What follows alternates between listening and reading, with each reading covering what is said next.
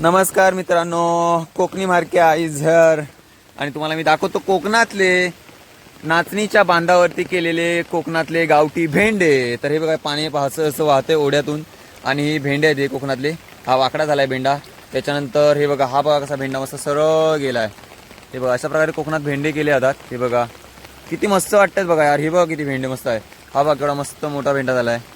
अशा प्रकारे कोकणातले प्रत्येक शेतकरी हा आपल्या बांधाच्या शेजारी असे भेंड्याची झाडं लावत असतो. तर त्याप्रमाणेच असे भेंडे लागलेले आहेत त्या झाडांना.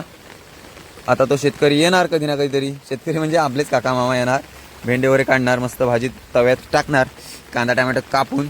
आणि काय सांगू, काय भाजी लागते यार खतरनाक. आणि ते मध्ये real real real real real आणि काय तिला टेस्ट असते म्हणून. आणि ती जर आईपेक्षा आजीने बनवली असेल तर त्या टेस्टची जे कमाल ती डबलच होऊन जाते.